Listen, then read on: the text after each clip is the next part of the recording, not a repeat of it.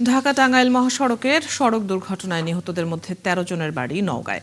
এ বিষয়ে জানবো আরো খবর। যোগ দিচ্ছেন সহকর্মী এম এ রাজ্জাক।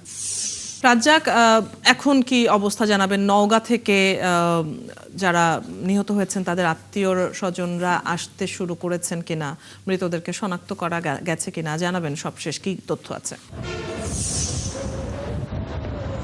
অদিতি, নিহতের যে স্বজন, ইতিমধ্যে আমি এই মুহূর্তে দাঁড়িয়ে আছি যমুনা সেতুর পূর্ব থানায়। 4 জন ইতিমধ্যে নিহতের স্বজন এখানে এসেছিলেন।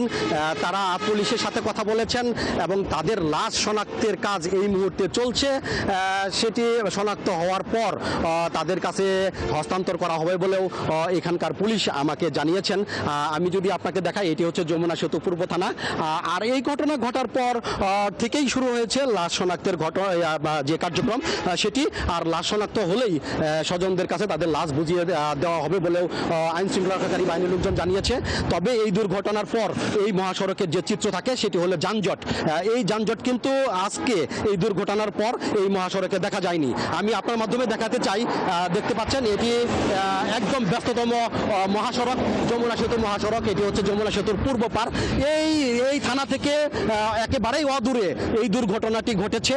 আর এই দুর্ঘটনা ঘটার পর থেকেই সড়কের যানজট স্বাভাবিক আছে বলে আইন শৃঙ্খলা রক্ষাকারী বাহিনীর লোকজন জানিয়েছে, যেটি আমি নিজেও এখানে এসে দেখতে পেয়েছি। যানবাহন খুব স্বাভাবিক গতিতেই চলছে এবং এই স্বাভাবিক গতিতে চলার কারণ হচ্ছে ট্রাকটি কিন্তু রাস্তার নিচে উল্টে পড়ে। এই কারণেই সড়কে কোনো রকম এই ঘটনা ঘটার পর প্রতিবন্ধকতার সৃষ্টি হয়নি, যানবাহন স্বাভাবিক গতিতেই চলছে।